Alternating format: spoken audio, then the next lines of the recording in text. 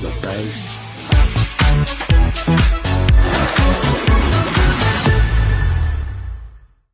Hello and welcome to Business Today podcast. I am Karishma Asudani and today's conversation is about popcorn economics, blockbuster bets, and the relevance of cinema halls in a world of OTT. Well, movies are an emotion, but there's something more than that to my guest today here. It's a strategy, a business idea, and some bold decisions. Joining me today is the Managing Director of PVR INOX Limited, Mr. Ajay Bijli. Thank you very much, Mr. Bijli, for joining us on this conversation. Thank you for having me. Well, how have you been? Absolutely fine. Absolutely fine. I see that big smile. Is it because of the return of audience back to theatres in full force because of Dhurandhar? Yeah, I mean, I was always optimistic about, audiences coming back and not just Dhurandhar. Dhurandhar, of course, is a big bonus. Avatar is releasing tomorrow. The advances are very, very strong. But this financial year itself, we've seen a lot of mid-budget movies which have done very well. So that excites me more than blockbusters doing well, because blockbusters are meant to do well. And of course, some of them disappoint.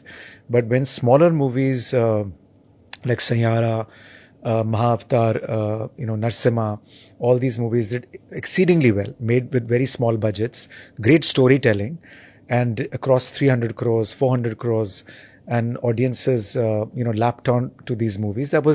That's much more heartening. So that's been more exciting. Dhurandhar, of course, is an icing on the cake. And luckily, every December, we find one movie. It was Animal, last year and a year before last rather.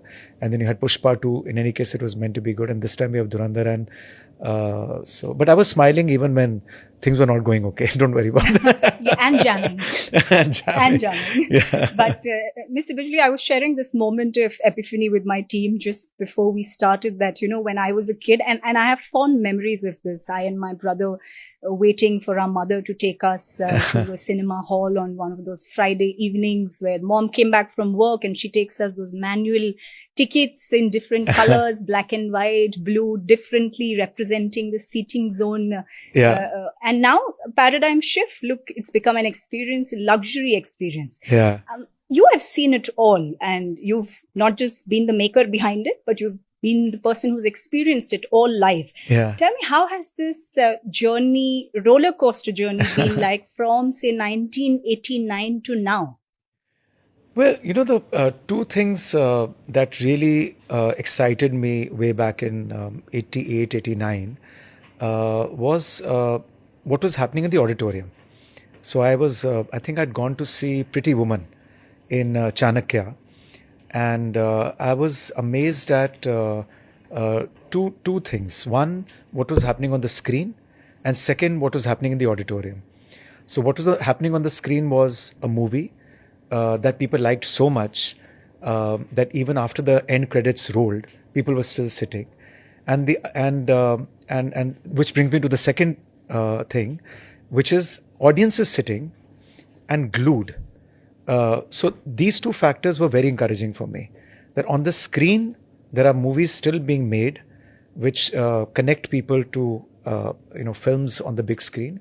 And audiences keep sitting, doesn't really matter, even if, and I'm not being disrespectful to Chanakya, I'm a very big fan of Chanakya, even if the quality of the exhibition facilities is compromised, it is not that enhanced, still people are glued and they're coming and watching.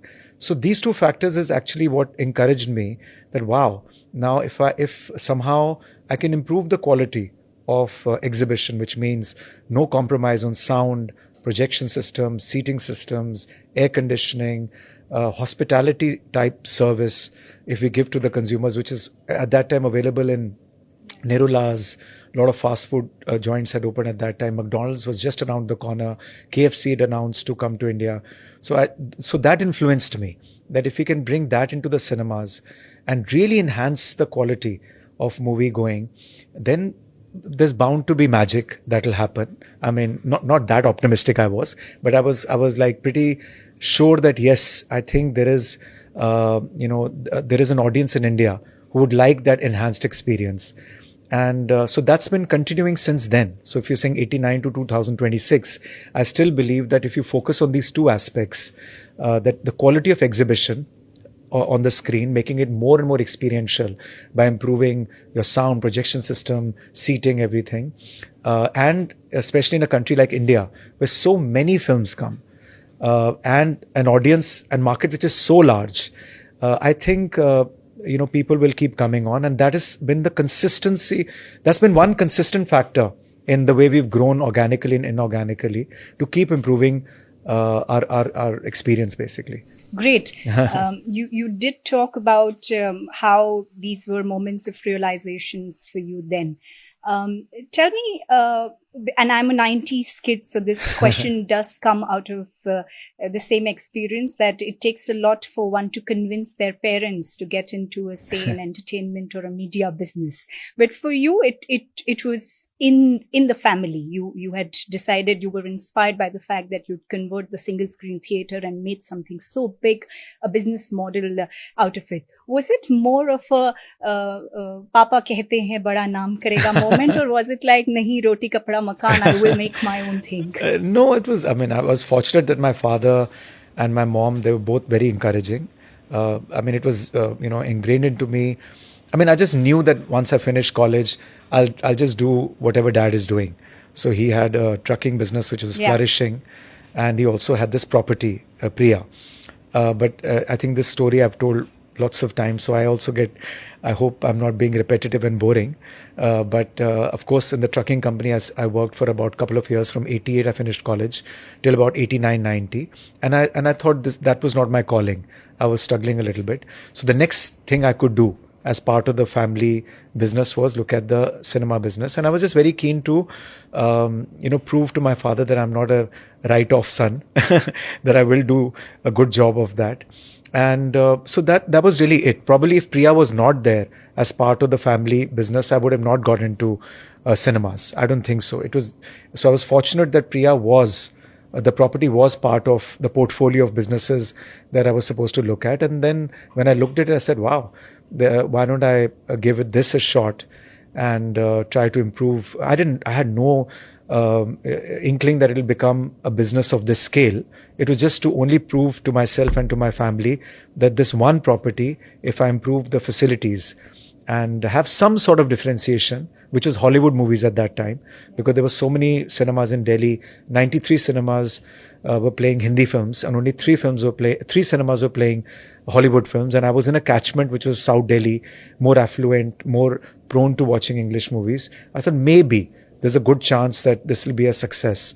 And it turned out to be something that people liked, and that encouraged me to move forward. Great. Yeah. I do want to get back to that. If it were not movies, then what would it be? Wow, I've never thought of that. Maybe I would have music. I really don't know, to be honest with you. I've never really thought about it, that if it wasn't cinema business, what else I would have probably gone back to the trucking company and worked harder there and try to find my passion in that, or would have started something else with the blessings of my father, because I was quite determined to make sure that I don't do anything which he's not comfortable with. Yeah. That much I wasn't like a rebel son that way. I was quite happy to be under his guidance and probably do something else. Yeah, I think that's quite an example of when you've made passion your profession. Yeah. And that is why you don't have a apt answer for it. If not this, then what? Yeah. Because correct. It's worked out. Correct. Great. Let me come back to present and the future, of course. How is the movie business currently in India? Do you see it on a scale of profitability? I think, the fact that our first half is already delivered, and I'm giving you numbers in the public domain, around 450 crores of EBITDA has already been declared. Third quarter has started very well. As you know, 2 months, October probably was one of our best months. December will probably be one of our best months of all time. The way it's going just now. The fact that 8 million people have already visited our cinemas. So I don't think those survival conversations are up to date. Those survival conversations were way back in 2021, 22 post-COVID. Now we are thriving. touch wood. We're back, and it's like any other out of home infrastructure business, which is like hotels. Hotels are also not new age or high tech the way probably so many other fintech, edtech, and new age companies are, but they're thriving. So I think cinemas in India, I'm only talking about the Indian market, are really a very important out of home infrastructure business, which is here to stay. Doesn't matter what happens at home, because people will do everything. They're not straight jacketed. I give again the same example. I'm going to think of some better examples now. But like people have, kitchen at home. People have access to Swiggy, to Zomato, or Eternal now, everything at home. But yet they'll go out to restaurants. Yet they'll go to QSRs or whatever. So both coexist. So I think similarly is cinemas. People will watch content at home, but they'll also go out and watch movies on the big screen. So I think it's very much part of our DNA. It's very much part of our entertainment option. It's not going anywhere. All stakeholders have now realized that cinema is a very important part of their entertainment option when they go out. Right. And because we were discussing about numbers, I did go through your Q2 numbers. The debt levels have been really on the lowest, in fact, since merger. Do you think the merger was also somewhere a turning point? Yeah, merger, of course, created a scale which gave us the economies. And if you look at the numbers, why our fixed cost, why our variable costs have come down, is because the scale gives us the opportunity to not only look at our variable costs, line by line, our operating expenditures, but even our fixed expenditures, whether we're buying projectors, seats, carpets, all the infrastructure capex that is needed to build cinemas, or even perishables, we get that economy to improve our margins. Yeah. Great. In an era of, say, instant gratification of OTTs, tell me what keeps you excited, especially when you're walking into this place. Well, as I said, ours is an experiential part of the experiential economy.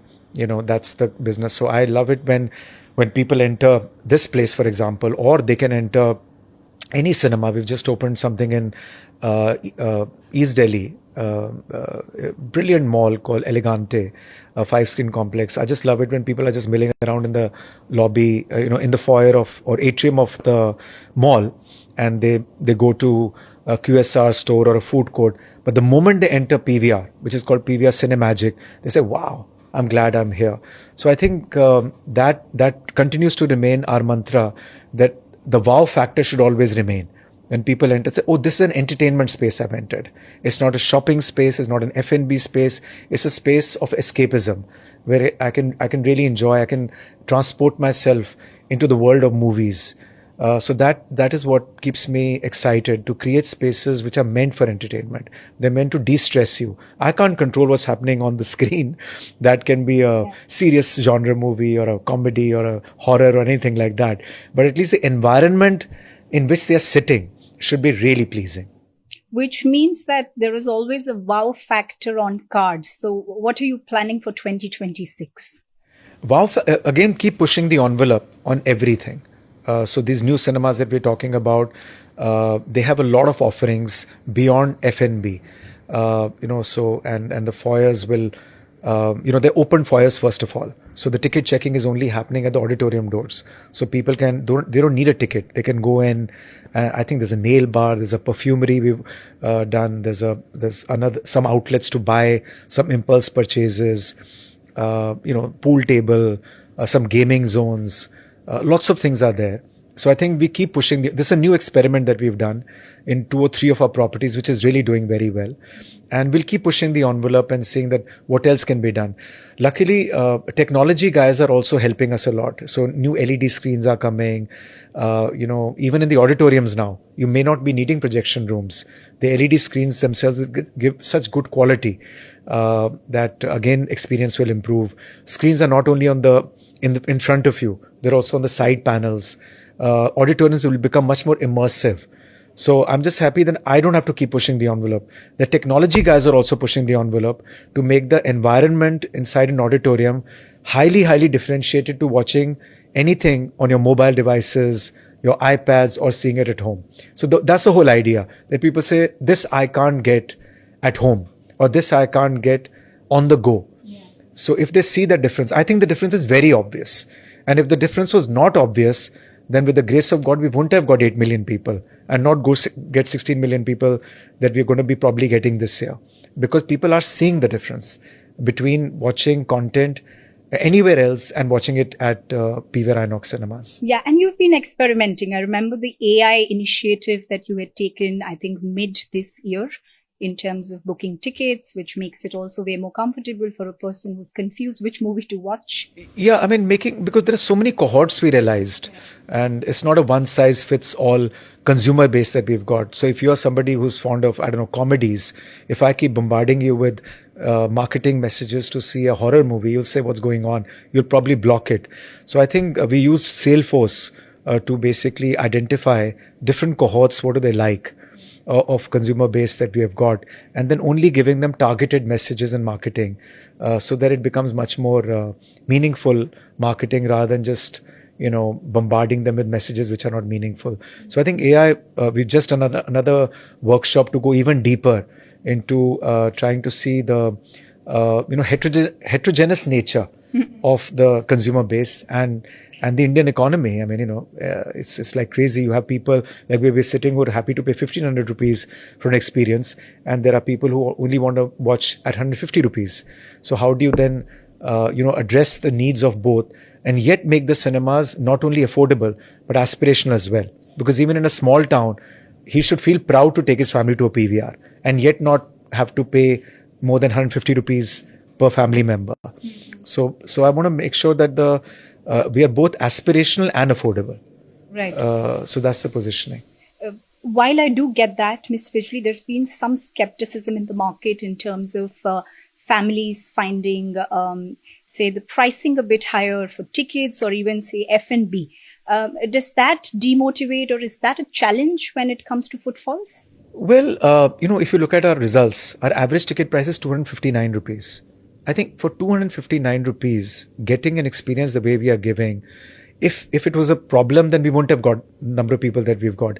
I think people who talk about this, they come to a director's cut, or they'll go to Geo cinemas that we've got in Bombay or Akoramangala or in Bangalore Rex, and they look at the ticket price being 700, 600 rupees. They extrapolate that to be the entire average ticket price of PVR. So I think they need to do their homework a little bit more and then say ticket prices are high.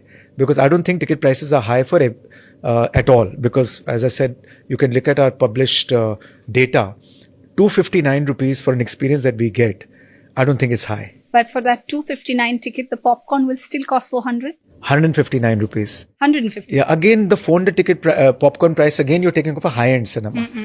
And by the way, you get what do you call unlimited refills with that. So people only read the headlines. They don't read the whole thing. So for 400 rupees, you also get unlimited refills. Right. Well, because we're talking about popcorn, this year was quite a popcorn story, popcorn economics. Of course, it's now done and dusted because the GST has now been reduced. But what did you think about it? The whole debate between caramel popcorn and salted popcorn being charged differently. I think the fact that it's got sorted out doesn't need me to go retrospective about it. Okay, on a light-hearted note, tell me, which popcorn do you prefer? I'm a very boring person that way. I'm very careful. I'll have popcorn which is less salted and it's got less oil. Because I'm very conscious about how much I put into my, in my mouth as far as calories are concerned. Well, I will not say you're boring at all because you jam, you're into music, you're into the business of money behind movies. So that's just not boring, it's an oxymoron. Yeah, correct. But I'm careful about how many calories go inside. But I think what I really enjoy once in a while is our sweet gourmet popcorn, which is great. Okay. When we last spoke, which was beginning of this year, you had told me that you're banking big and betting big on regional cinema doing well. And of course, you've mentioned that now too. Has that been one of the reasons why footfalls have been better? And if you could give some data into how better has the occupancy been this year? Look, the way, I say that even in my earlier interviews, that we're not a passive company. When people say that you're dependent on content, I said, of course,